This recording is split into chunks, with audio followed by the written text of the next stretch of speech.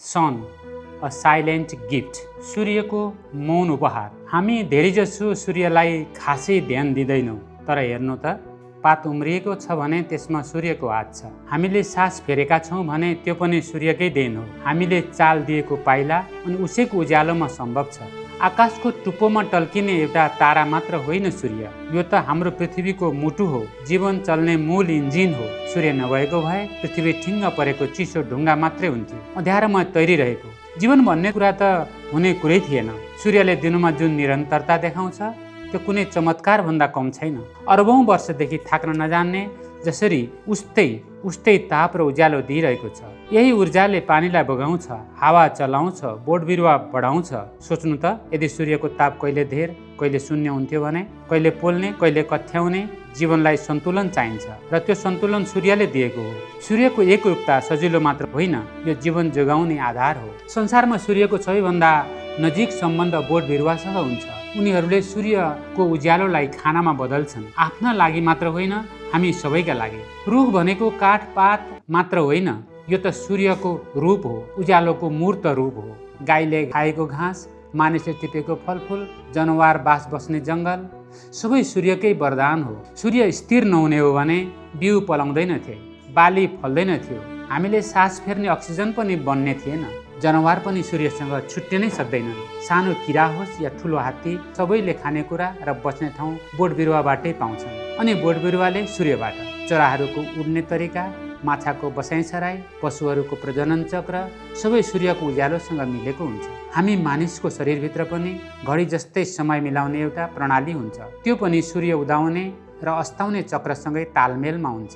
जीवनको एउटा मौन तर गहिरो तालमेल हो यो। मानिस पनि अरूभन्दा फरक छैन। हामी भलै पक्की घरमा बसौँ, गाडी चढौँ, तर हाम्रो जरा त उही सूर्यको ऊर्जामै गाडिएको छ। हामीले खाने खाना, बग्ने पानी, हावापानी र हाम्रो मुड सबै सूर्यकै असरले बदलिन्छ। बिहानको घामले ऊर्जा दिन्छ र चिसो जाडोमा सूर्य नभएको भए हाम्रो करङ सेकिन सक्थ्यो। सूर्यको चालसँग मिलाएर मान्छेहरूले पात्रो बनाए, चाडपर्व मनाए, धर्म र संस्कारहरू बनाएका छन्। हामी त सूर्यका सन्तान हौँ, शरीर र आत्मा दुवैमा त्यसको असर परेको छ।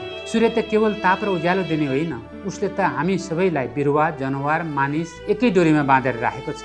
हामीले लिएको हरेक सास रुखहरूले दिएको हो। रुखहरू भने सूर्यकै कारण बाँचेका छन्। सूर्य कुनै टाढाको कुरा होइन, ऊ त हामी भित्रकै धड्कनसँग जोडिएको साथी हो। ऊ जहिले पनि उस्तै उज्यालो दिन्छ। त्यसैले जीवजन्तु बीच मेलमिलाप सम्भव भएको छ। पातको चिप्ले किराबाट वनमा दौडिने सिंहसम्म, समुद्रमा हालेको माछादेखि बत्तीको उज्यालोमा कविता लेख्ने कविसम्म, सबै एउटै सूर्यले जोडेका छन्। यो ब्रह्माण्ड चाहिँ ताराहरूमा जीवन पाउन सम्भव देखिँदैन, तर सूर्यको निरन्तरता भने असाधारण छ। ऊ जे होस् कराउँदैन, तर ऊ नभएको भए के चल्थ्यो र? न बोट बिरुवा हुन्थे, न जनावर, न हामी। सूर्य त जीवनको मौन पहरेदार हो। हरेक दिन चम्किन्छ, केही नबोली। सूर्यलाई बुझ्नु भनेको सबै प्राणी एउटै स्रोत, एउटै ताल र एउटै उज्यालोबाट चलेका छन् भन्ने कुरा बुझ्नु हो। सूर्य र पानीको चक्र। पानी भनेको जीवनकै सार हो। यसले धरतीलाई रसिलो बनाउँछ, जीव जन्तुलाई पाल्छ अनि निरन्तर घुमिरहन्छ, आकाश, जमिन अनि पृथ्वीको गहिराईसम्म। तर हरेक थोपा पानीको पछाडि एउटा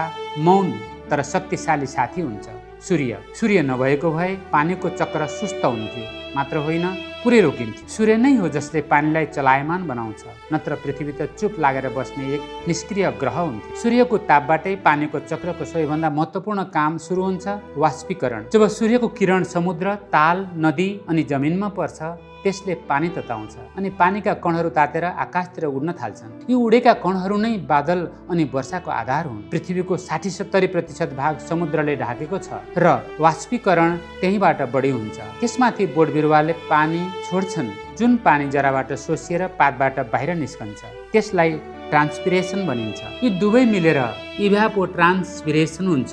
यी सूर्यको न्यानोपनमा भर पर्छन्। वाष्प आकाशमा पुगेपछि जब चिसो हावा लाग्छ, विशेष गरी पहाड चढ्दा वा मौसम परिवर्तन हुँदा, तब त्यो वाष्प फेरि झरीमा बदलिन्छ। त्यहाँ पनि सूर्यको प्रत्यक्ष भूमिका हुन्छ। सूर्यले पृथ्वीभरि तापक्रम फरक फरक बनाइदिन्छ, जसले हावा चलाउँछ, बादल उठाउँछ अनि पानीलाई जताततै पुर्याउँछ। सूर्यको यो तापक्रमको भिन्नता नहुने हो भने आकाशको हावा चल्दैन थियो अनि पानी जमेर बस्थ्यो, कहिले फेरि नझर्ने गरी। अन्ततः बादलले धेरै पानी बोक्न नसकेपछि वर्षा हुन्छ।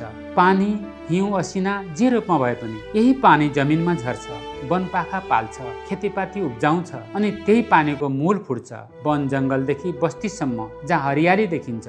त्यो सबैको सुरुवात उही सूर्यको किरण र पानीको मिलनबाट भएको हो। जमिनमा झरेको पानी कतै बग्छ, नदी खोला ताल हुँदै फेरि समुद्रतिर जान्छ, कतै जमिनले सोच्छ, जमिन मुनिको पानीको भण्डार फेरि भरिन्छ। सूर्यको असर यहाँ पनि प्रत्यक्ष रूपमा रहन्छ। तातो मौसममा जमिनको पानी चाँडै उठ्छ अनि बोट बिरुवाले सोच्ने पानी पनि बदलिन्छ। यसले खेती वन अनि मान्छेले प्रयोग गर्ने पानी सबैमा असर गर्छ।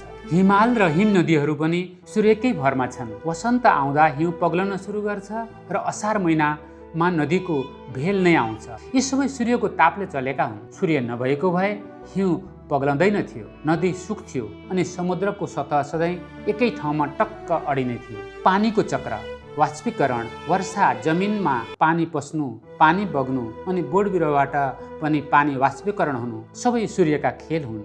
यी सबैलाई चलायमान मुख्य पात्र भनेको सूर्य हो। सूर्य नै हो जसले पानीलाई समुद्रबाट आकाश अनि आकाशबाट जमिनसम्म डुलाउँछ।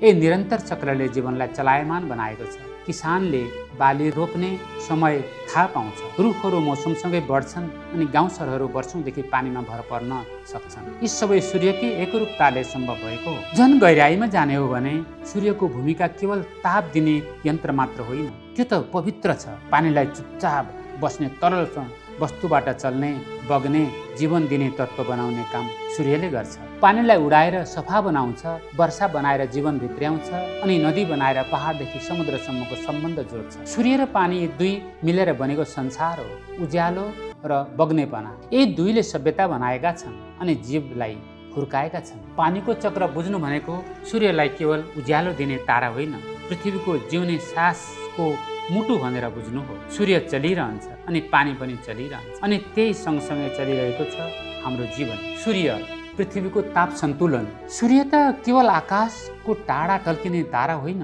यो त पृथ्वीको चुलो हो जसले न्यानो दिन्छ र जीवन चलाउँछ। सूर्य नभएको भए पृथ्वी एउटा चिसो सुक्खा ढुङ्गा मात्रै हुन्थ्यो, जताततै सुनसान। तर सूर्यको यस्तो ठुलो शक्ति हुँदाहुँदै पनि पृथ्वी न त पोल्ने गरी तातिन्छ न त कठ्याउने गरी चिसिन्छ। बरु यो आफ्नो वातावरण, समुद्र, भू बनावट अनि जीवनका विभिन्न रूप मार्फत आफूलाई न्यानोमा सन्तुलन गरेर राख्न सक्छ। यही अद्भुत मेलमिलापले गर्दा जीवन केवल मधुर मौसम भएको ठाउँहरूमा मात्र होइन, पोलार हिउँले ढाकिएका मरुभूमिबाट लिएर उर्लदो ज्वालामुखीका चिसो तातो खोलासम्म पनि फस्टाएको छ। यो चमत्कारको मुटुमा हुन्छ सूर्यको निरन्तर ताप दिने गुण। हरेक सेकेन्डमा पृथ्वीले सूर्यबाट ऊर्जा पाइरहेको हुन्छ। यद्यपि त्यो ऊर्जाको सानो भाग मात्रै हो जुन हामीसम्म आइपुग्छ, तर त्यो थोरै भागले पनि मौसमको चाल, समुद्रको बहाव, बोट बिरुवाको हुर्काई अनि पुरै पृथ्वीको हावापानीको सन्तुलन चलाइरहेको छ। जब सूर्यको किरण पृथ्वीमा पर्छ, केही भाग जमिन, पानी अनि बोट बिरुवाले सोच्छन्, त्यो भागले जमिनलाई तातो बनाउँछ। बाँकी केही भाग हिउँ र बादलले आकाशतिर फर्काइदिन्छन्। सोसिएको र फर्काइएको ऊर्जाको बीचको सन्तुलनले पृथ्वीको तापक्रम लामो समयसम्म लगभग एउटै जस्तै राखिदिन्छ। तर त्यो प्रक्रिया कुनै हिटरले ढुङ्गा तताए जस्तो छैन। पृथ्वीभित्रको प्रणाली निकै जटिल छ। वायुमण्डलले सूर्यको ताप बाहिर जान दिँदैन, केही तापलाई समातेर राख्छ, जसले गर्दा राति वा जाडोमा पनि पृथ्वी एकैचोटि चिसिँदैन। यो प्राकृतिक हरितगृह असर नहुने हो भने पृथ्वी अत्यन्तै चिसो हुन्थ्यो, जहाँ धेरै किसिमको जीवन जिउन सक्दैन। अनि समुद्र त ठुलै ताप भण्डार हो। गर्मीको समयमा ऊर्जा सोच्छ अनि जाडोमा बिस्तारै फैल्छ। यसले तापक्रमलाई नियन्त्रणमा राख्छ। बोट बिरुवाले पनि ताप सन्तुलनमा भूमिका खेल्छन्। उनीहरूले घाम सोच्छन् अनि पानीको बाफ छोड्छन्, जसले वरिपरिको वातावरण चिसो पार्छ। पृथ्वीको भित्री भाग भने सूर्यले तताएको होइन, त्यो त पृथ्वी बनिँदा बाँकी रहेको पुरानो ताप र अहिले पनि भइरहेको रेडियोधर्मी विकिरणको कारणले हो। यही तापले प्लेटहरू हल्लाउँछ, ज्वालामुखी फोर्छ अनि भुइँभित्रको ताप शक्तिलाई चलाइरहन्छ। यद्यपि यो तापले पृथ्वीको जलवायुलाई सिधै असर नपर्ला, तर यसले पृथ्वीलाई तहहरूमा बाँडेर केही ठाउँमा अनौठो जीवन फस्टाउन दिएको छ। यसरी सन्तुलित प्रणालीका कारण पृथ्वीमा जताततै जीवन पाइन्छ। तातो मरुभूमिमा नागफिनी जस्ता बिरुवाले पानी सञ्चय गरेर बाँच्दछन्। जनावरहरू चर्को घाममा लुकेर बस्छन्। चिसो ध्रुवीय क्षेत्रमा पेन्गुइनहरू एक आपसमा घेरिएर बस्छन्। भालुहरूले बोसो र रौँले शरीर तातो राख्छन्। जीवनले त सधैँ बाँच्ने मात्र होइन, हरेक तापक्रममा आफैलाई मिलाएर फस्टाउन सिकेको छ। यो सम्भव भएको हो सूर्यको ऊर्जा अनि पृथ्वीले त्यो ऊर्जालाई बाँड्ने र सन्तुलन गर्ने क्षमताका कारण। समुद्रको गहिरो भागमा जहाँ घाम कहिल्यै पुग्दैन त्यहाँ पनि जीव छ, ब्याक्टेरिया र किराहरू जसले घाम होइन जमिनको भित्री तापबाट जीवनको शक्ति लिन्छन्। झन् अचम्म लाग्ने जीवहरू त एक्स्ट्रिमोफाइल भनिने जीवहरू हुन् जो यस्तो तापक्रममा पनि बाँच्दछन् जहाँ अरू प्राणी मर्छन्। केही कीटाणु त उम्लिरहेको पानीमा पनि बाँच्न सक्छ, केही चाहिँ हिमाली बरफमा वर्षौंसम्म जमेको अवस्थामा पनि तातो पाउन साथ फेरि जीवित हुन्छन्। यी जीवले देखाउँछन् कि जीवनको लागि सजिलो मापदण्ड हामीले बनाएको मात्र। जीवन भने पृथ्वीले जस्तो दियो त्यसैमा जिउन सिक्छ अनि पृथ्वीले सूर्य, समुद्र, जमिन, हावा सबै मिलाएर विविधता दिन्छ तापक्रममा।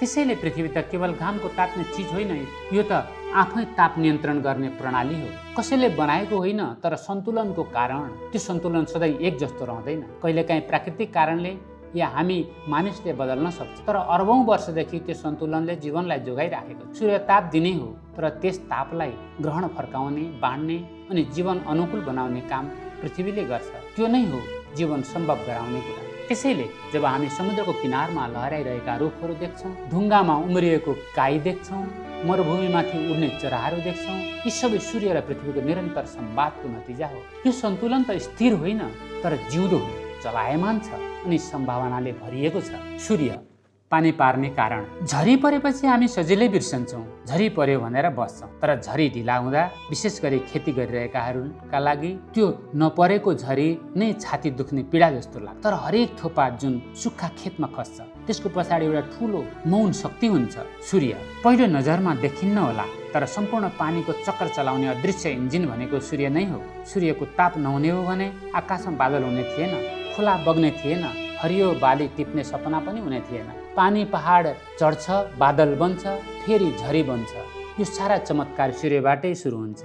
यो प्रक्रिया कता कता विज्ञानको नियम झैँ देखिँदैन, तर त्योभन्दा गहिरो सन्तुलनले चलाइरहेको हुन्छ। ऊर्जा, दबाव र रूपान्तरणको खेल हो यो। सूर्यले समुद्र, ताल, खोला अनि भिजेको माटोलाई तताउँछ। त्यसैले पानीको अति ससाना कणहरू आकाशतिर वाष्प बनाई उड्न थाल्छन्। देखिँदैनन् तर हराउँदैनन्। तातो हावाको सहारामा माथि चढ्छन्, पहाड नाग्छन्, आकाशमा समुद्र बनेर बग्छन्। सूर्य नभएको भए पानी यस्तो गरी माथि कहिल्यै जान सक्दैन थियो। न पाइप छ, न मोटर, तर पानी चढ्दैछ। यो सबै सूर्यको मौन तान्ने शक्ति हो। तातो भएर समुद्रलाई नै बादल बनाउने शक्ति। वाष्प जति माथि चढ्दै जान्छ त्यति चिसो लाग्छ अनि वाष्प बादलमा परिणत हुन्छ। यो परिणत हुने तौर तरिकालाई भूगोल भनिन्छ। भूगोल हावा अनि सूर्यको तापले निर्धारण गर्छ। पहाडका टाकुरामा बढी बादल लाग्ने कारण के हो भने हावा चढ्दै गर्दा छिट्टै चिसिन्छ। त्यसैले वर्षा ऋतुमा पहाडले बादल अँगाल्छ अनि त्यही भएर पुराना मान्यतामा टाकुरा र हिमाललाई पवित्र मानिन्छ। त्यो त आकाश नजिकको ठाउँ हो, झरीको घर हो र पृथ्वी र आकाश बीचको मौन संवाद हो। तर सबैभन्दा अचम्म लाग्ने कुरा के छ भने वर्षाको क्रम संसारभरि लगभग नियमित छ। हरेक वर्ष थोरै अगाडि पछाडि भए पनि झरी आइहाल्छ। किसानहरू सधैँ आकाश हेर्छन्, झरी ढिला भए गाउँमा चिन्ता गर्छन्, खेत सुक्छ। मलाई याद छ त्यस्तो बेला हामी इन्द्रदेवलाई सम्झिन्थ्यौँ, खोला किनार पुग्थ्यौँ, फुल चढाउँथ्यौँ, प्रार्थना गर्थ्यौँ। झरी कहिले ढिला आउँथ्यो तर आउँथ्यो। प्रकृतिले मानौ हामीसँग केही वाचा गरे झैँ लाग्थ्यो। त्यो नियमितता आकस्मिक थिएन, सूर्यले लगातार पृथ्वीलाई तताइरहेको छ, जसले वाष्पीकरण र वर्षाको सन्तुलन मिलाइरहेको छ। सूर्यले हावाको चाल पनि चलाइरहेको हुन्छ, समुद्रबाट जमिनसम्म पानी ल्याइरहन्छ। यही भएर दक्षिण एसियामा मनसुन हावाले धेरै झरी ल्याउँछ, तर मरुभूमि भने सुक्खा नै रहन्छ। कहिलेकाहीँ बादलले ठुलो असिना पनि बोक्छ। मान्छेको मुठी जत्रो यस्तो बरफ आकाशमा कसरी टिकेको होला? त्यो पनि सूर्यकै ऊर्जाबाट चलेको तागतिलो हावाले माथि माथि उचाल्छ। असम्भव जस्तो लाग्ने कुरा पनि आकाशमा बरफ झुन्डिएको सूर्यको ऊर्जा, हावाको दबाव अनि पृथ्वीको अनौठो डिजाइनले सम्भव बनाएको हो। अफ्रिका, एसिया, अमेरिका जहाँ जहाँ पृथ्वी छ सूर्यले पानीको चक्र घुमाइरहेको छ। झरी परिरहन्छ, खोला बगिरहन्छ, भूमिगत पानीको भण्डार भरिँदै जान्छ। अवश्य कतै कतै फेरबदल हुन्छ, तर समग्र प्रणाली फेरि पनि जीवनको सेवा गर्छ बारम्बार। सूर्यले आफै झरी पार्दैन, तर त्यो झरी बन्ने सबै औजार दिन्छ। तातोपन वाष्प बनाउन, दबाव माथि उठाउन, चिसो बादल बनाउन अनि ऊर्जा गति चलाउन। त्यसैले जब हामी बादल देख्छौँ या लामो प्रतीक्षापछिको पहिलो छिटो हाम्रो अनुहारमा खस्छ, यो कुनै संयोग होइन, यो त सूर्यले सूर्यले दिएको पहिलो उपहार हो। समुद्रबाट उचालेको, आकाशमा रूपान्तरण गरिएको अनि जमिनलाई सिंचन गर्न फर्काइएको यो चक्र बारम्बार दोहोरिन्छ। यो मौन र नियमित प्रक्रिया देखाउँछ कि जीवन केवल पानीमा होइन तर लय, धैर्य, सन्तुलनमा भर पर्छ। सूर्य हरेक दिन उस्तै गरी चम्किन्छ, तर त्यसैले संसार हल्लिन्छ। उही बादल बनाउँछ जसले आफूलाई ढाकिदिन्छ, उही झरी खसाउँछ जसले आफ्नै तातोपनलाई शान्त पार्छ, अनि उही सबै भएर हामी बाँचिरहेका छौँ। सिर्फ सहज जीवन होइन तर आश्चर्य, श्रद्धा अनि कृतज्ञता सहित। सूर्य र प्रकाश संश्लेषण। हरेक पातले घामतिर फर्केर गरिरहेको काम चुपचाप भए पनि अचम्मको चमत्कार हो। त्यो हो प्रकाश संश्लेषण। यही एउटा प्रक्रिया हो जुन सूर्यको उज्यालोमा चलेको हुन्छ र यही प्रक्रियाले पृथ्वीमा जीवनलाई सम्भव बनाएको हो। यही हो जसले हरियो बोट बिरुवाले सूर्यको प्रकाश पानी हावामा भएको कार्बन डाइअक्साइडलाई मिलाएर खाना बनाउँछ अनि अक्सिजन फाल्छ, जुन दुई चिज बिना कुनै पनि जीव बाँच्न सक्दैन। यदि प्रकाश संश्लेषण हुने थिएन भने संसारमा न बोट बिरुवा हुने थिए, न जनावर, न हामी मानिस। सूर्य त केवल घाम र ताप दिने होइन, ऊ त जीवनका लागि खाना पकाउने पहिलो भान्से हो जसले हरेक किरण मार्फत सारा जीवनको लागि भोजन तयार गरिरहेको हुन्छ। हरियो बोट बिरुवाभित्र ससाना अङ्गहरू हुन्छन् जसलाई क्लोरोप्लास्ट भनिन्छ। यी अङ्गहरूले सूर्यको ऊर्जा समात्छन्। त्यही ऊर्जाले पानीलाई टुक्र्याउँछ र हावाबाट कार्बन डाइअक्साइडलाई समातेर एउटा चिनी जस्तो पदार्थ बनाउँछ जसलाई ग्लुकोज भनिन्छ। यही ग्लुकोज त बोट बिरुवाको खाना मात्र होइन, सारा जीवन चक्रको पहिलो पाइला हो। बोट बिरुवा जहाँ छन्, घाँसे मैदान, समुद्र, जङ्गल, मरुभूमि, जता सूर्यको किरण पुगेको छ त्यहाँबाट जीवन सुरु हुन्छ। जीवनको खाना चक्र सधैँ बोट बिरुवाबाट सुरु हुन्छ। उनीहरूलाई उत्पादक भनिन्छ। त्यसपछि आउँछन् प्राथमिक उपभोक्ता जस्तै गाई, खरायो, मृग, किरा जसले बोट बिरुवा खान्छन्। यी जनावरहरूले सधैँ पात, फलफुल र हाँगाबिङ्गा खाएर बाँच्दछन्। त्यसपछि आउँछन् दोस्रो तहका उपभोक्ता, ब्वाँसो, चिल, सर्प जस्ता जो पहिलो उपभोक्तालाई खान्छन्। अन्त्यमा आउँछन् सर्वोच्च उपभोक्ता, सिंह, बाज अनि हामी मानिस। हरेक तहमा ऊर्जा सर्ने क्रममा धेरै भाग ताप र फोहोर भएर हराउँछ। केवल सानो भाग मात्रै माथिल्लो तहमा पुग्छ। त्यसैले बोट बिरुवा आधारित खानाले धेरै ऊर्जा बचत हुन्छ। जब हामी तरकारी, अन्न, फलफुल खान्छौँ, हामीले खाना चक्रको पहिलो तहबाट ऊर्जा लिइरहेका हुन्छौँ, सिधै सूर्यबाट आएको। तर यदि हामी जनावरको मासु खान्छौँ भने त्यो धेरै माथिल्लो तहबाट आएको हुन्छ, जहाँ त्यो जनावरले पहिले नै ऊर्जा आफूमा चलाएको हुन्छ। हिँड्न, सास फेर्न, बाँच्न। यस्तै खाना बनाउने जमिन धेरै लाग्छ, पानी धेरै लाग्छ, ऊर्जा पनि धेरै खपत हुन्छ। पृथ्वीको स्रोतमा बढी बोझ पर्छ। तरकारी, फलफुल, गेडागुडी खाने भनेको केही अर्थमा सूर्यसँगै अझै नजिक हुने हो, स्वास्थ्यका लागि पनि र पृथ्वीका लागि पनि। यस्तो खानाले हरेक गृह ग्यास घटाउँछ, पानी जोगाउँछ र जीवजन्तुको विविधता पनि बचाउँछ। एउटा भागमा लगाइएको मसुराको बाली वा पालङ्गोले धेरै मानिसलाई पाल्न सक्छ। बाख्रा चराउने घाँसे मैदान र वा पहाड भन्दा यो खाना छनौटको कुरा मात्र होइन, यो जीवन दिने स्रोतको सम्मान गर्ने तरिका हो। हामीले सास फेर्दा आउने हावाको लागि पनि प्रकाश संश्लेषण अत्यावश्यक छ। यही प्रक्रियाबाट बोट बिरुवाले अक्सिजन फाल्छन्। त्यसैले त भनिन्छ जङ्गल र समुद्र हाम्रा मौन फोक्सोहरू हुन्। सूर्यले हरियो पातमा वा समुद्रको साना एल्गीमा उज्यालो पार्दा खाना मात्र होइन, हावा पनि बनाइरहेको हुन्छ, शान्त र निरन्तर। अझै सुन्दर कुरा के छ भने बोट बिरुवा र जनावर बीच साटासाट हुन्छ। जनावरले सास फेर्दा कार्बन डाइअक्साइड फाल्छन् जुन बोट बिरुवालाई चाहिन्छ। बोट बिरुवाले अक्सिजन दिन्छन् जुन जनावरलाई चाहिन्छ। यो एक पवित्र आदान प्रदान हो, सूर्यको ऊर्जाले चलेको घनिष्ठ चक्र। यो त सूर्यको किरणमा लेखिएको जीवनको सम्झौता हो, मिलन हो, जसले करोडौँ वर्षदेखि सन्तुलन राखेको छ। त्यसैले जब हामी फल खान्छौँ, वनमा हिँड्छौँ, बिहान हिँड्दा गहिरो सास तान्छौँ, हामी सूर्यको चमत्कारमा सहभागी भइरहेका हुन्छौँ। हरेक जीवात्मा सूर्यको मौन नृत्यको चाल हेरिरहेको हुन्छ, जसमा बोट बिरुवादेखि हात्ती गैँडासम्म प्रकाश संश्लेषण देखिँदैन, तर त्यसको असर हरेक जीवनको धड्कनमा सुनिन्छ। यो नभएको भए न खाना हुने थियो, न हावा, न रङ्ग, न जीवनको आवाज। योसँगै संसार हरियो हुन्छ, फोक्सो सासले भरिन्छ अनि जीवन चलिरहन्छ। हामी के खाने भन्ने छनौट बोट बिरुवालाई कसरी हेर्ने अनि सूर्यको भूमिका कति बुझ्ने भन्ने कुरा केवल हाम्रो बारेमा होइन, पुरै जीवन सम्बन्धी जालोका लागि निर्णय हो। प्रकाश संश्लेषणको सम्मान गर्नु भनेको जीवनको सम्मान गर्नु, बुद्धिमानीपूर्वक खानु भनेको पृथ्वी र सूर्यसँग कोमलताका साथ हिँड्नु हो। सूर्य र कृषि। हामी थालमा खाना राखेर खाना बस्दा त्यो खाना कसरी आयो भनेर प्राय सोच्दैनौँ, तर त्यो हरियो सागदेखि पाकेको आँपसम्म सबैको मूलमा एउटा मौन तर उज्यालो शक्ति हुन्छ, सूर्य। माटोभित्रको सानो बिउदेखि रुखको फल लाग्दासम्मको हरेक चरणमा सूर्य नै मुख्य साथी हो। बिउलाई ऊर्जा दिने, अङ्कुरलाई बल दिने, फलमा मिठास दिने सबै सूर्यको काम हो। सूर्य नभएको भए बाली हुन्न थियो, फुल फुल्दैन थियो, जीवन टिक्ने थिएन। सूर्य त केवल आकाशमा तल्किने तारा होइन, ऊ त अदृश्य किसान हो जो मौन तरिका र नियमितता साथ पृथ्वीका खेतीबारी स्याहारिरहेको हुन्छ। कृषिको सबैभन्दा अचम्मको कुरो हो बिउ। सानो देखिने तर जीवनको सम्पूर्ण सम्भावना बोकेको त्यो बिउभित्र एउटा सानो बिरुवाको रूप हुन्छ। त्यसको वरिपरि खाना हुन्छ अनि त्यो सबै एउटा कडा खोलभित्र सुरक्षित हुन्छ। तर त्यो बिउ आफै फुट्दैन। जब त्यो माटोमा राखिन्छ, घाम ताप र चिस्यान पाइन्छ, त्यति बेला मात्र त्यो जिउँदो हुन्छ। सूर्यको तापले नै बिउ फुटाउँछ, जरालाई तल पठाउँछ अनि अङ्कुरलाई माथि उठाउँछ। बिरुवा बढ्दै जाँदा सूर्यले अझै पनि मार्गदर्शन गरिरहन्छ। पातहरूले सूर्यको उज्यालो सोच्छन् र त्यसलाई खाना बनाउँछन्। यही हो प्रकाश संश्लेषण। यही ऊर्जाले बिरुवालाई फुल फुलाउन, पात बनाउने, जरालाई फैलाउने, फल फलाउने काममा सहयोग गर्छ। बिरुवाले कहिले फल्ने, बिरुवाले कहिले फुल्ने भन्ने कुरा पनि सूर्यको उज्यालोको लम्बाइले निर्धारण गर्छ। यसलाई फोटो पेरियडिज्म भनिन्छ।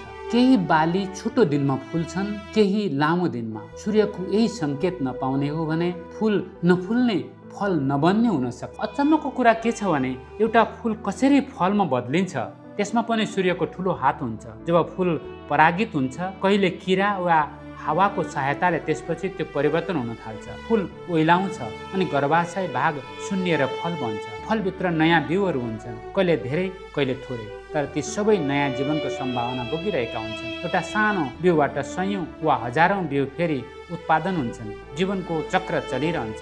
यो वृद्धि प्रक्रियाको मूल स्रोत भनेको सूर्यको ऊर्जा हो। कतिपय बिरुवाहरू त बिउबाट भन्दा छुट्टै किसिमले बढ्छन्, हाँगा, जरा वा पातबाट। आलु, अदुवा, लसुन, उखु यी सबै बिरुवाले आफ्नै भागबाट नयाँ बिरुवा जन्माउँछ। यो सब कसरी सम्भव भयो त? यसको उत्तर फेरि पनि सूर्यमै छ। प्रकाश संश्लेषणबाट जम्मा भएको ऊर्जा ती भागहरूमा सञ्चय हुन्छ अनि यही ऊर्जा नयाँ टुसा बन्ने, नयाँ जीवन सुरु गर्ने काममा लाग्छ। कहिलेकाहीँ त काटेको डाँठलाई पनि माटोमा राखेर घाम र न्यानो दिएपछि फेरि बढ्न थाल्छ। यो नै हो मौन चमत्कार। कृषिको ठुलो परिप्रेक्ष्यमा हेर्दा सूर्यले ऋतुहरू पनि चलाउँछ। वसन्तमा बिउ रोप्ने, ग्रीष्ममा बढाउने, शरदमा भित्र्याउने अनि जाडोमा विश्राम गर्ने। किसानहरू सूर्यको गति हेरेरै रोप्न काट्नको समय ठम्म्याउँछन्। गाउँघरतिर त पात्रो नै चाहिँदैन थियो। घामको कुनामा हेर्थे, छायाको लम्बाइ हेर्थे अनि घामको तातोपनले काम सुरु गर्थे। सूर्य नै त उनीहरूको घडी थियो, पात्रो थियो, सल्लाहकार थियो। सूर्य नभएको भए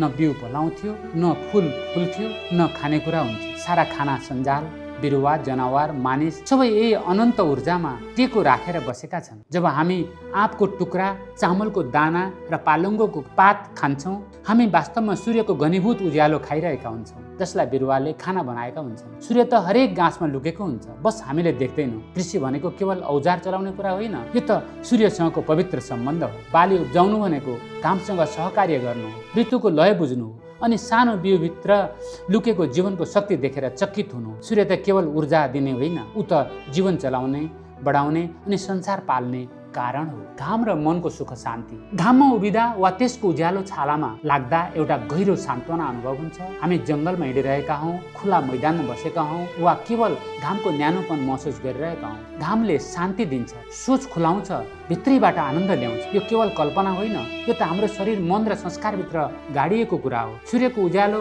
हाम्रो मानसिक र भावनात्मक स्वास्थ्यका लागि सहारा हो। एकैचोटि शरीरको उपचारक पनि र आत्माको साथी पनि। संसारभर हरेक संस्कृति र पिँढीका मान्छेहरूले यो कुरा स्वाभाविक रूपमा थाहा पाएका छन्। नेपालमै हेर्नुहोस्, जब बच्चा जन्मिन्छ हामी बिस्तारै माया गरेर घाममा राख्छौँ, बच्चाले सूर्यको न्यानोपन पाओस्, ऊर्जा ल्याओस् भनेर। आजको विज्ञानले पनि यिनै पुराना अभ्यासलाई सही ठहर गरिरहेको छ। घाम लाग्दा छालाबाट भिटामिन डी बन्न थाल्छ, जुन हड्डी बलियो बनाउन, रोगसँग लड्न अनि शरीर स्वस्थ राख्न अत्यावश्यक हुन्छ। तर भिटामिन डी मात्र सबै कुरा होइन। सूर्यले त हाम्रो हर्मोन, मस्तिष्कको रासायनिक सन्तुलन अनि मनको अवस्था समेत असर गर्छ। सूर्यको उज्यालोले हाम्रो शरीरमा सेरोटोनिन भन्ने रसायन बढाउँछ। यसलाई प्राय राम्रो लाग्ने रस भनिन्छ। सेरोटोनिन बढ्दा मन प्रसन्न हुन्छ, गहनता आउँछ, शान्ति महसुस हुन्छ।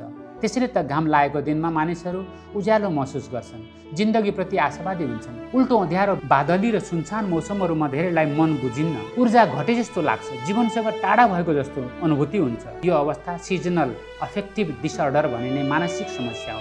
यो जाडो मौसममा बढी देखिन्छ। जहाँ जहाँ लगातार बादल लागिरहन्छ त्यहाँका मानिसहरू प्राय अल्छी, उदास र जिन्दगीदेखि टाढा भइरहेको महसुस गर्छन्। यो साँच्चीकै असर हो र त्यो असरले फेरि सूर्यको महत्त्व देखाउँछ। हाम्रो भित्री सन्तुलन बनाइराख्नु, बाहिर घाममा गरिने गतिविधि जस्तै हिँड्नु, दौडिनु, बगैँचा स्याहार्नु वा बस्नु, यी सबै उज्यालो हुँदा झन् रमाइलो लाग्छ। सूर्यले केवल देखिने क्षमता मात्र होइन, वरिपरिको जीवनसँग सम्बन्ध पनि बढाउँछ। रुखहरू अझ हरिया लाग्छन्, हावा ताजा लाग्छ, शरीर सजिलै चल्छ। यस्तो अनुभव मनको गहिराइमा बसेको चाहना हो। प्रकाश, खुल्ला ठाउँ र स्वतन्त्रता खोज्ने चाहना। घामको प्रतीक स्वतन्त्रता, सम्भावना र उपस्थितिको प्रतीक हो। घाम लागेको ठाउँ उभिँदा मन हल्का हुन्छ, सास गहिरो बन्छ अनि भावना सन्तुलनमा आउँछ।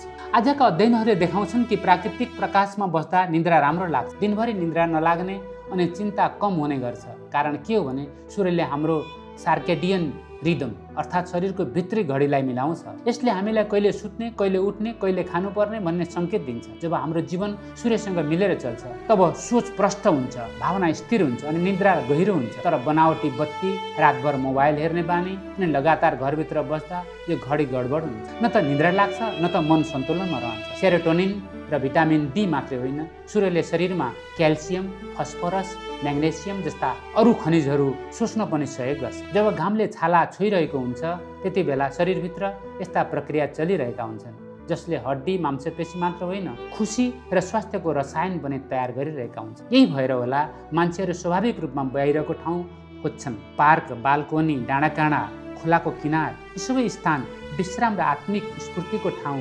बन्छन्। बिहान घाममा एकछिन बस्नु मात्रले पनि सान्त्वना दिन सक्छ। उदासी, चिन्ता र मानसिक थकान भएको मानिसको लागि सूर्य औषधि त होइन तर उपचारको बाटो हो। सूर्य शरीरलाई नयाँ सुरुवात दिन्छ, आत्मालाई फेरि सास फेर्ने ठाउँ दिन्छ। सूर्य केवल आकाशको एउटा तारा होइन, यो त हाम्रो शारीरिक र भावनात्मक विकासको सँगै हो। सूर्यले शरीर पाल्छ, मन जगाउँछ, आत्मा शान्त पार्छ। हरेक बिहानको घाम हामीलाई फेरि सुरु गर्ने मौका दिन्छ। हरेक सुनौलो किरण भन्छ तपाईँ बाँचिरहनु भएको छ र उज्यालो यहाँ तपाईँको लागि छ।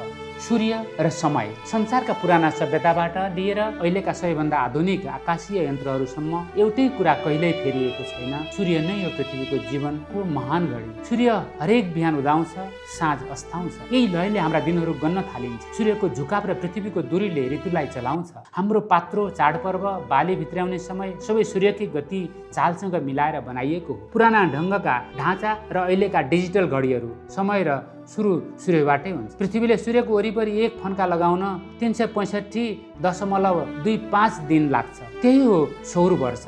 पुराना मान्छेहरूले दिनको लम्बाइ र सूर्यको आकाशमा देखिने कोणमा एउटा निश्चित लय पत्ता लगाए। त्यही लयले वर्षको 4वटा महत्त्वपूर्ण मोडहरू बनायो। उष्ण अयन, सबैभन्दा लामो दिन, दक्षिण अयन, सबैभन्दा छोटो दिन अनि 2 विषुवहरू जहाँ दिन र रात बराबर हुन्छन्। यिनै घटनाले वर्षलाई 4 ऋतुमा बाँड्छ: वसन्त, गर्मी, शरद र जाडो। नेपाल, भारत लगायत सबै खेतीपाती चलाउने समाजहरूले आफ्नो कृषि पात्रो यिनैमा आधारित बनाए। कहिले बिउ रोप्ने, कहिले काट्ने अनि कहिले आराम गर्ने। प्राचीन सभ्यताहरू मिश्री, माया, चिनिया, हिन्दू, ग्रीक सबैका पात्रो सूर्यको अवलोकनमा आधारित थिए। इङ्ल्यान्डको स्टोनहेन्ज अनि दक्षिण अमेरिकाका केही मन्दिरहरू सूर्यको अयनको दिशा अनुसार निर्माण गरिएका थिए। नेपालमा पनि चन्द्रमाको पात्रो सूर्यसँग मिलाएर चलाइन्छ। घाम र जुन मिलेर समयको लय बनाउँछ। तर सूर्य केवल पृथ्वीको समय बताउने होइन, आफ्नै चक्र पनि बोकेको हुन्छ। वैज्ञानिकहरूको अनुसार सूर्य 11 वर्षको चक्रमा चल्दछ, जसमा सूर्यको सतहमा देखिने कालो धब्बा बढ्ने घट्ने गर्छ। यसलाई सौर चक्र भनिन्छ। जब सूर्यको क्रियाशीलता उच्च हुन्छ त्यसलाई सोलार म्याक्सिमम भनिन्छ। त्यस बेला सूर्यबाट आउने ठुलो तातो ज्वालाहरू र पदार्थको विस्फोट पृथ्वीको स्याटेलाइट, GPS प्रणाली र बिजुली प्रणालीमा असर पार्न सक्छ। फेरि केही वर्षमा सूर्य शान्त हुन्छ। त्यो चरणलाई सोलार मिनिमम भनिन्छ। वैज्ञानिकहरूले के विश्वास गर्छन् भने सूर्यका यस्ता अझै लामा र गहिरा चक्रहरू पनि छन् जुन बुझ्न गाह्रो छ। झन् 1645 देखि 1715 सम्मका माउन्डर मिनिमम भन्ने समयमा सूर्य निकै शान्त भएको थियो। त्यसै बेला युरोपमा सानो हिमयुग आएको थियो। यस्ता सयौं वर्ष लामा चक्रहरूले पृथ्वीको मौसम प्रणाली, हिमयुग वा सुक्खा वर्षहरूमा असर पार्न सक्छ। सूर्य त घडी जस्तो हरेक सेकेन्ड टिक टिक गरिरहने होइन। यसका लयहरू अनेक छन्, कहिले चाँडो कहिले बिस्तारै, जसरी मादलको तालमा छिटो ढिलो बग्ने आवाज हुन्छ त्यस्तै। त्यसमाथि अझै अचम्मको कुरो हो सूर्यग्रहण। जब चन्द्रमाले सूर्य र पृथ्वीको बीचमा आइपुग्छ अनि पृथ्वीमा छाया पर्छ, त्यस बेला आकाशको अद्भुत दृश्य देखिन्छ। यो जादु जस्तो लागे पनि यसको लय पक्कै हुन्छ, किनभने चन्द्रमा र पृथ्वीको गतिको गणना मिलेको छ। सारोस चक्र, जसलाई सारोस साइकिल भनिन्छ नामक यो 18 वर्ष 11 दिनको लयले हामीलाई ग्रहण कहिले हुने हो भनेर सयौं वर्ष अघिदेखि थाहा दिन्छ। अहिले त वैज्ञानिकहरूले ग्रहणको समय मिनेटसम्म ठ्याक्कै मिलाएर बताउन सक्छन्, सयौं वर्ष अघिको पनि पछिको पनि। तर यति धेरै ज्ञान हुँदाहुँदै पनि सूर्यको भावनात्मक र आध्यात्मिक शक्ति घट्दैन। जन्मदिन सूर्यको गतिसँग मिलेको हुन्छ, मौसमको असर पनि त्यसैसँग जोडिएको हुन्छ, अनि खेतीपाती चलाउने घडी पनि उही हो। सूर्य नै त हाम्रो क्यालेन्डर, ऊर्जा र ब्रह्माण्डभित्रको हाम्रो स्थान हो। सूर्यलाई हेर्नु भनेको ब्रह्माण्डको सबैभन्दा पुरानो पुस्तक पढ्नु हो, जहाँ अक्षर छैनन् तर उज्यालो, ताप, छाया र गति छ। यसले जमिनको माटोदेखि आकाशसम्मको सम्बन्ध बताउँछ। हामी कहिलेकाहीँ बाल्यकालमा छाया हेरेर विद्यालय जान्थ्यौँ, त्यसै चाहिँ सूर्यले भूकम्पीय युगहरूसम्म पनि समयको ताल देखाइरहेको छ। सूर्य त केवल आगोको गोलो होइन, यो त अस्तित्वको घडी हो, कहिले छर्लङ्ग देखिने, कहिले अँध्यारो, तर सधैँ चलिरहने। सूर्य पृथ्वीको रक्षक। पहिलो पटक हेर्दा सूर्य एकातिर जीवन दिने, अर्कोतिर जीवन जलाउने शक्ति भएको जस्तो लाग्छ। यसले ऊर्जा दिन्छ, तर त्यसैको किरण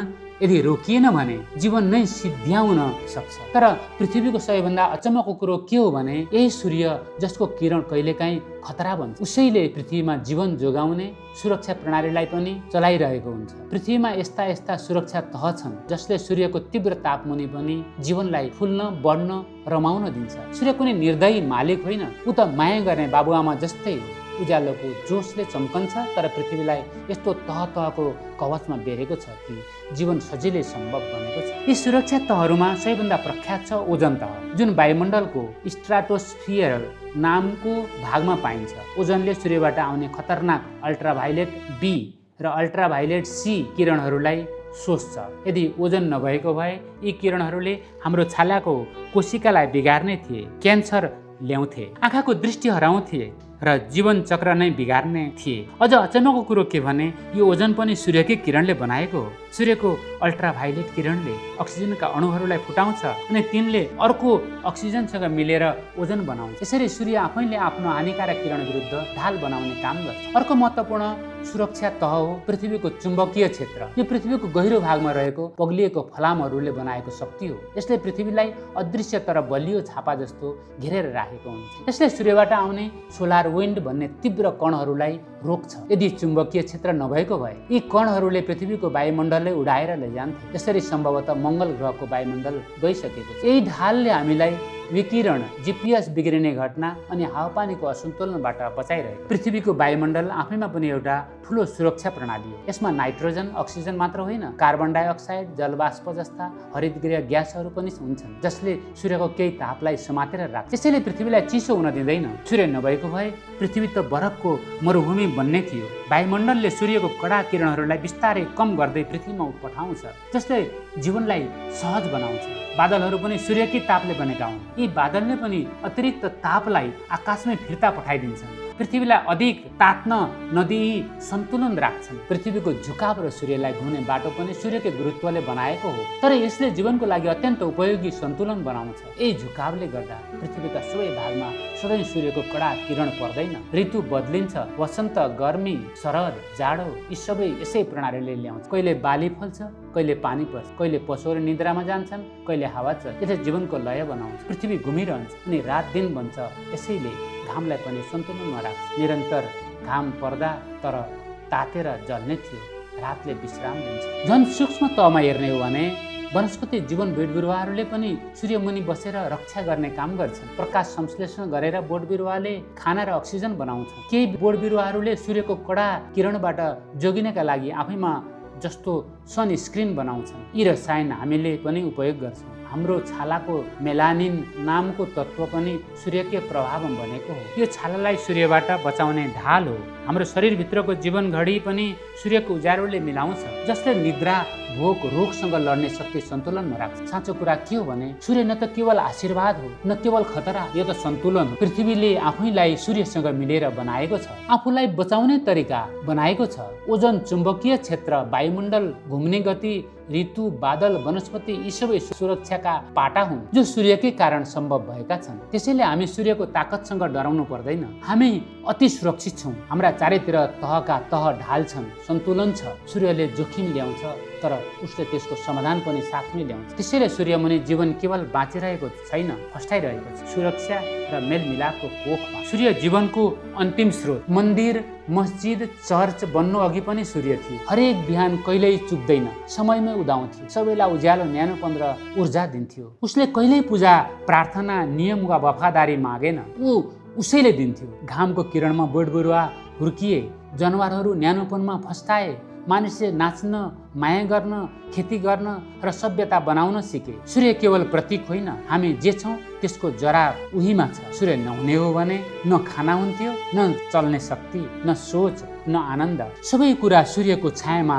सुरु भएको हो। इतिहासभर धेरै धर्महरूले सूर्यको महानतालाई स्वीकारेका छन्, धेरैजसो परोक्ष रूपमा। हिन्दू धर्ममा सूर्यलाई सूर्यदेव भनेर पूजा गरिन्छ, जीवन दिने, अन्धकार हटाउने। प्राचीन इजिप्टमा सूर्यदेवलाई सबैभन्दा ठुलो देवता मानिन्थ्यो। इसाई र मुस्लिम धर्महरू पनि घामले भरिएको क्षेत्रबाट सुरु भएका हुन्, जहाँ जीवन सूर्योदय र सूर्यास्तको लयमा चल्थ्यो। दिव्य प्रकाश, स्वर्ग, ब्रह्माण्डको नियम यी सबै विचार सूर्यको भौतिक अस्तित्वबाट उत्पन्न भएका हुन्। तर समयसँगै धेरै धर्महरू प्राकृतिक दुनियाँबाट हटेर नियम, आदेश र सामाजिक संरचनामा केन्द्रित हुन थाले। उनीहरूले मान्छेले कसरी बाँच्ने, माया गर्ने, बिहे गर्ने, के खाने, कसरी बस्ने सबै कुरा निर्धारण गर्न थाले। कहिलेकाहीँ त यस्ता नियमले जीवनका विविध रूपलाई दबाउने काम गरे, जुन रूपहरू सूर्यले खुलेर स्वीकृति दिएको थियो। बहुविवाह, एकभन्दा बढी पति, बाबु छोराको जटिल सम्बन्ध, पुरुष वा महिला बीचको माया, जनावरहरूको अचम्म लाग्ने जोडी बनाउने तरिका यी सबै प्राकृतिक असीमित रचनात्मकताको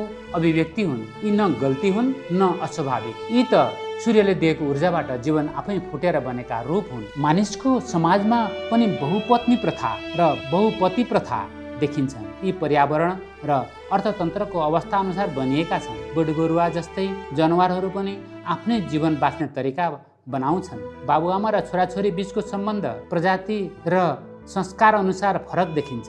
जीवन आफै लचिलो छ, समलिङ्गी व्यवहार अनि अस्वाभाविक होइन र संयौं प्रजातिमा देखिन्छ। त्यसैले सामाजिक सम्बन्ध, आत्मिक सन्तुलन र परिवारको लय निर्माण गर्छ। समुद्रका घोडा जस्ता जनावरमा त बच्चा नै पो पिता बोकेर हिँड्छ। कमिलाहरूले बाजा कामदारहरूलाई समाजको आधार बनाउँछन्। जीवनको विविधता त कुनै नियममा अटाउने कुरा होइन। सूर्यको ऊर्जाले सबै रूपलाई उत्पन्न गर्न अनुमति दिएको छ र त जीवन हरेक रूपमा प्रकट भएको छ। यो सब अराजकता होइन, ऊर्जाको, समयको र बाँच्न चाहने इच्छाको गहिरो सन्तुलन हो। यदि सूर्यले यति विविधता स्वीकृत गर्छ भने हामी को हौँ त्यसलाई इन्कार गर्ने? कुनै पनि धर्म संस्थाले किन भन्न पाउने कुन जीवनशैली ठिक हो, कुन होइन? जबकि प्रकृतिले आफै अनेकता देखाउँदै आएको छ। कतिपय जनावरहरू बिचैमा लिङ्ग परिवर्तन गर्छन्, कति बच्चा सामूहिक रूपमा हुर्काउँछन्, कति जीवनभर एउटै जोडी राख्छ, त कतिले एक्लै बाँच्न रोज्छन्। हरेक तरिका सम्भव अनि सबै एकै सूर्यमुनि बाँचेका छन्। यति ठुलो घमण्ड किन गर्ने? कि एउटा विचार प्रणालीले सूर्यले दिएको स्वतन्त्रता भन्दा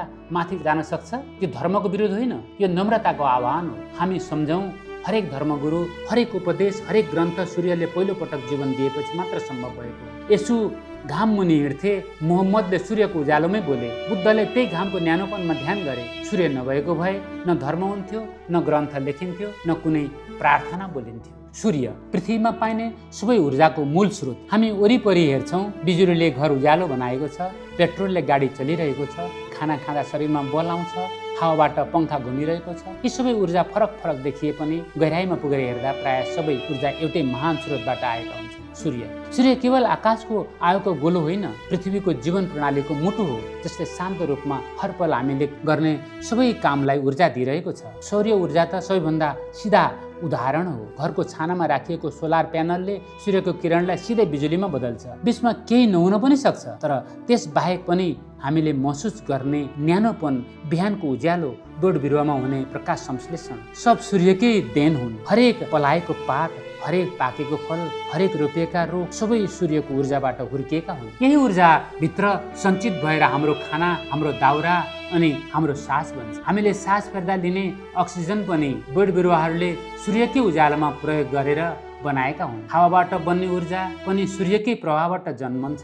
सूर्यले पृथ्वीको सतह कहीँ जमिन त कहीँ पानी छ र त्यो सतहलाई असमान रूपमा तताउँछ। यसले हावामा दबावको भिन्नता ल्याउँछ, जसले हावा चलाउँछ अनि यही हावालाई टर्बाइनले समातेर बिजुली बनाउँछ। सूर्य नभएको भए न हावा हुन्थ्यो, न बतास, न वायु चाल। जलविद्युत पनि सूर्यसँगै जोडिएको छ। खोला, ताल, नदीमा बग्ने पानी बर्सातबाट आउँछ, तर त्यो वर्षा पनि सूर्यकै तापले पानीलाई आकाशमा उठाएर बनाएको प्रक्रिया हो। सूर्यले समुद्रबाट पानी उडाउँछ, त्यो बादल बन्छ अनि झरी भएर झर्छ। त्यो पानीले टर्बाइन घुमाउँछ अनि बत्ती बग्छ। सूर्य नहुँदो हो त यो चक्र नै चल्ने थिएन। ड्यामहरू पनि खेर जाने थिए। कोइला, पेट्रोल, डिजेल जस्ता खानी इन्धनहरू पनि आखिरमा प्राचीन सूर्यको ऊर्जा हुन्। करोडौँ वर्ष पहिले बोट बिरुवा र साना जीवजन्तुहरूले सूर्यको प्रकाशलाई सोच्ने गर्थे अनि आफूभित्र ऊर्जा थुपार्दथे। पछि ती माटोमा गाडिए, समयसँगै चापमा परे र खानी बने। आज जब हामी कोइला वा पेट्रोल बाल्छौँ, हामी त्यो पुरानो सूर्यको ऊर्जा पुनः छुट्याइरहेका हुन्छौँ। यो त समयको सुरक्षामा राखिएको सूर्यको शक्तिको सुरक्षित बाकस जस्तै हो। बायोमास ऊर्जा पनि यस्तै नै हो। जस्तै दाउरा, गहुँको डाँठ, गोबर बालेर चल्ने चुल्हा, यी सबै बोटबिरुवाले भर्खरै सङ्कलन गरेको सूर्यको ऊर्जालाई हामी अर्को रूपमा प्रयोग गरिरहेका हुन्छौँ। इथानोल र बायोडिजेल जस्ता इन्धन पनि सूर्यको किरणले हुर्किएका बालीबाटै बनाइएका हुन्छन्। समुद्रको तातोपन, आकाशको हावा, मौसमको चाल, ऋतुहरूको फेरबदल यी सबै सूर्यको लयमा नाचिरहेका छन्। यद्यपि केही अपवाद छन्, जस्तै भूतापीय ऊर्जा, पृथ्वीको भित्री भागको ताप र समुद्रको ज्वार भाटाबाट आउने ऊर्जा। तर जीवन र सभ्यतालाई चलाउने अधिकतम ऊर्जा सूर्यकै उपहार हो। तर एउटा महत्त्वपूर्ण अपवाद चाहिँ न्युक्लियर ऊर्जा हो। यो ऊर्जा सूर्यको हालको अवस्थासँग प्रत्यक्ष रूपमा जोडिएको छैन। यो त युरेनियम, थोरियम जस्ता भारी तत्त्वका परमाणुहरूबाट आउँछ, जुन सूर्य र पृथ्वी बन्नु अघि नै बनेका थिए। यी त सारा ब्रह्माण्डमा भएका प्राचीन तारा विस्फोट वा तारा ठोकिएका घटनाबाट बनेका तत्त्व हुन्, जुन पछि पृथ्वी बनाउन प्रयोग भयो। सूर्यको गुरुत्व बलले ती कणहरू तानेर ग्रह बनायो, तर यो ऊर्जा सूर्यकै किरणबाट आएको होइन। यो त सूर्यभन्दा पनि पुरानो खजाना हो। यो फरक बुझ्दा ऊर्जा बारे हाम्रो दृष्टिकोण फराकिलो बन्छ। न्युक्लियर ऊर्जा अपवाद भए पनि त्यसको प्रयोग सीमित र जटिल छ। हाम्रो दैनिक काम, बाली फलाउने, घर चलाउने, गाडी चलाउने, मौसम मिलाउने, यी सबै काममा हामी सधैँ सूर्यसँगै जोडिरहेका हुन्छौँ, बुझेर होस् या नबुझिकन। यो कुरा बुझेपछि हामीले संसार हेर्ने नजर नै फेरिन्छ। हाम्रो घरको बत्ती, सडकको गाडी, थालको खाना, खेतको वर्षा, यी सबै सूर्यको उदारताका विस्तार हुन्। सूर्य केवल आकाशको एउटा तारा होइन, यो जीवनको लय, न्यानोपन र अस्तित्वको केन्द्र हो। हामी जे बनाउँछौँ, जे भत्काउँछौँ, जे खान्छौँ, सबैमा सूर्यको शक्ति लुकेको छ। सूर्यलाई सम्मान गर्नु भनेको पृथ्वीमा पाइने प्राय सबै ऊर्जा स्रोतको मूललाई सम्मान गर्नु हो। सूर्यको किरण होस्, बोटमा लुकेको खाना होस्, हावाको बहाव होस् या झरीको पानी, सबैमा सूर्य मौन रूपमा समाहित छ। जहाँ सूर्यको सिधा असर छैन, जस्तै न्युक्लियर ऊर्जा, त्यो पनि सूर्य बनाउनु अघि नै भएको ब्रह्माण्डीय कथाको हिस्सा हो। सूर्य त केही नमागी सबैलाई दिने, कहिल्यै नसोध्ने, सधैँ सबैमा चम्किने शक्ति हो। विपन्नता होइन, उदारता नै यसको मूल स्वभाव हो। भुलिएको आगो, जीवनको केन्द्र भएर पनि किन सूर्यको पूजा हुँदैन? सूर्य पृथ्वीमा जीवन चलाउने सबैभन्दा मुख्य शक्ति हो। बोट बिरुवा त्यसकै उज्यालोमा हुर्किन्छन्, हाम्रो मौसम त्यसकै तापले सन्तुलित हुन्छ अनि हाम्रो दिनचर्या, वर्षा, यहाँसम्मको निद्रा पनि त्यही लयसँग बाँधिएको छ। सूर्य नहुँदो हो त न केही हुन्थ्यो, न बढ्थ्यो, न चल्थ्यो। तर यति महत्त्वपूर्ण भएर पनि सूर्य हाम्रो दैनिक ध्यानको केन्द्रमा छैन। हामी यसलाई कुराकानीमा कहिलेकाहीँ मात्र उठाउँछौँ, विद्यालय, संस्था या धर्ममा कहिलेकाहीँ मात्र सम्मान गर्छौँ अनि हाम्रो चेतनामा प्राय यसलाई बिर्सन्छौँ। किन यस्तो भयो? सूर्य जति आधारभूत शक्ति भए पनि किन हामीले यसलाई व्यवस्था गरेका छौँ? एक कारण सूर्यको विश्वसनीयता नै हुनेछ। हरेक बिहान उसले नबिर्सी उदाउँछ, त्यसैले हामीले उसलाई हावा जस्तै, माटो जस्तै पृष्ठभूमिमा राखेका छौँ। जुन चिज कहिले पनि नटुटोस् जस्तो लाग्छ, त्यसपछि ध्यान दिनुपर्ने लाग्दैन। हामी त्यो चिजतिर तानिन्छौँ जुन दुर्लभ हो, अचम्मित पार्छ, हामीलाई प्रतिक्रिया दिन बाध्य बनाउँछ। तर सूर्य त चुपचाप चम्किन्छ, हामीले धन्यवाद दिउँ या नदिउँ उसलाई फरक पर्दैन। इतिहासमा सूर्य भने पूजाको केन्द्र थियो। प्राचीन मिश्रका सूर्यदेव रादेखि लिएर हिन्दू धर्मका सूर्यदेव इन्का सभ्यताका इन्टी जापानिज देवी अमुतेरासु सबैले सूर्यलाई केवल ऊर्जा होइन अस्तित्व मानेका थिए। सूर्यलाई आकाशको आँखा, समयको नियम, न्यायको प्रतीक मानिन्थ्यो। तर जब संसार एकेश्वरवादी र सिद्धान्तमुखी धर्मतिर गयो, प्रकृति र तत्त्वहरूको पूजा घट्न थाल्यो। सूर्य धर्मबाट हटेर विज्ञानको वस्तु बन्यो। ग्यासको बल, आणविक संयन्त्र अब ऊ पूजनीय नभएर अध्ययन गर्ने वस्तु बन्यो। यसरी सूर्य हाम्रो आस्था र भावनाबाट हटाएर तथ्यको कक्षामा राखियो। हाम्रो आर्थिक र सांस्कृतिक प्रणालीले पनि सूर्यको मूल्य घटाएको छ। आजको समाज बजार मनोरञ्जन र प्रतिस्पर्धाले चलेको छ, जसमा पैसाको खेल, नाटकीयता वा तत्कालीनता बढी प्रभावशाली हुन्छ। तर सूर्य त न ब्रान्ड हो, न टाइटल, न चर्को खबर, न त उसलाई बेच्न मिल्छ, न पेटेन्ट गर्न, न सब्सक्रिप्सन राख्न। ऊ बिग्रदैन, टुट्दैन, नोक्सानी गर्दैन। संसार नवीनताको पछि लागेको बेला सूर्यको शाश्वतता निरर्थक जस्तो लाग्न थालेको छ। अर्को कुरा, आजको विज्ञानले हामीलाई टाढाको अनौठो कुरातिर झुकाएको छ। हामी दूरबीनले ब्ल्याक होल, एक्सोप्लानेट, ब्रह्माण्डको छेउ खोज्दै हिँडिरहेका छौँ। हामी मङ्गल ग्रहमा बस्ती बसाउने सपना देख्छौँ, तर बिर्सिन्छौँ कि सूर्य नभएको भए न मङ्गल बाँच्छ न पृथ्वी। हामी टाढाको खोजीमा नजिकको बिर्सिरहेका छौँ। साथसाथै आज हामीले सूर्यसँग डर पनि गाँच्न थालेका छौँ। सौर्य विकिरण, छालाको क्यान्सर, जलवायु परिवर्तन, यी कुरा बुझ्दै जाँदा सूर्य अब केवल जीवनदायी होइन, भएको प्रतीक पनि बन्न थालेको छ। सूर्यको सौर्य ज्वालाबाट सञ्चार र बिजुली बिग्रिने डर अनि तातो तापमानका कारण पृथ्वी बिग्रने चिन्ता, यो डरले पनि हामीलाई सूर्यबाट मानसिक रूपमा टाढा बनाएको हुन सक्छ। तर सबैभन्दा गहिरो कारण भने मनोवैज्ञानिक हुन सक्छ। हामी मान्छेहरू आफ्नै बारेमा सोच्न रुचाउँछौँ, हाम्रो काम, हाम्रो पहिचान, हाम्रो भावना। तर सूर्य भने नितान्त निष्कलङ्क छ। उसले केही माग्दैन, कसैको पक्ष विपक्ष गर्दैन।